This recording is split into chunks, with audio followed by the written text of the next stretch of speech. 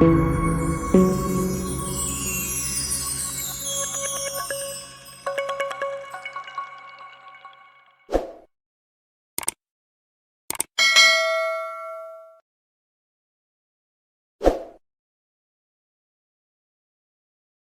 back, viewers. Sometimes it happens that you will require to remove certain Linux kernels from your system.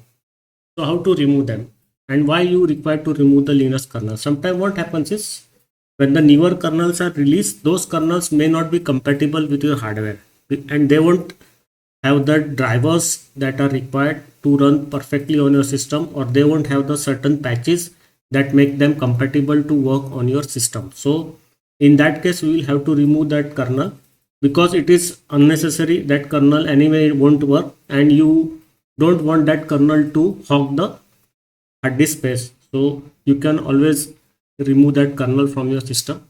In Arch Linux or in Endeavour OS, there is a way to remove the unwanted kernels. For that, you have to open the terminal. You have to issue the command "a" space -rs Linux headers. So Linux name is given to the main kernel. Okay, and Linux LTS or Linux -LTS is the name given to the LTS kernel, and the Linux -RT is the name given to the real-time kernel. So these are the nomenclature for naming the kernels in Arch Linux.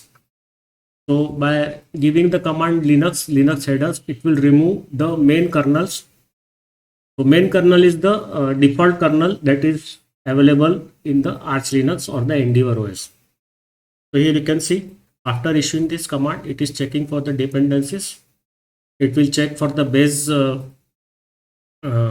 can say base file system or the base files for the Linux kernels. The DKMS, that is the dynamic kernel modules.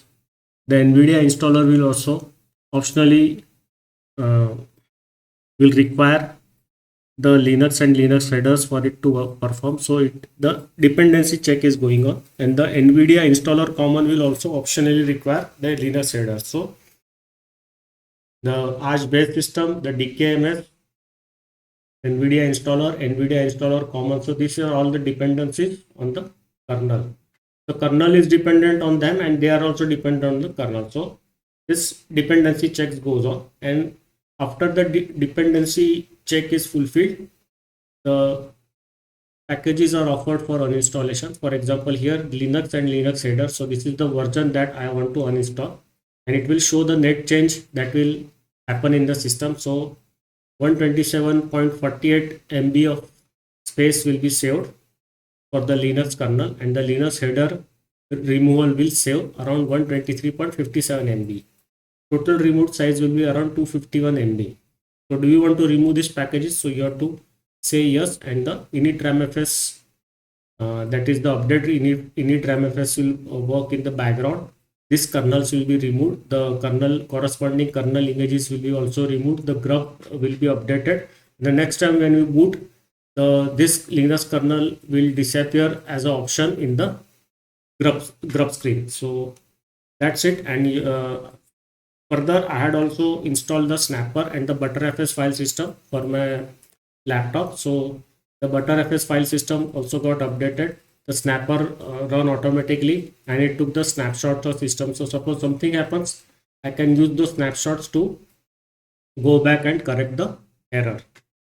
So that's it, and this is how you have to do. So in generally, the Snapper won't work in your system if you are not install it, but I have installed the Snapper because I am using the ButterFS file system. So every time I install or remove any package from my system, the Snapper will take a snapshot of the system, so I can revoke any damaging changes to the system, and my laptop is working all the time. So with this, I will stop the video here. See you in the next video. Bye bye.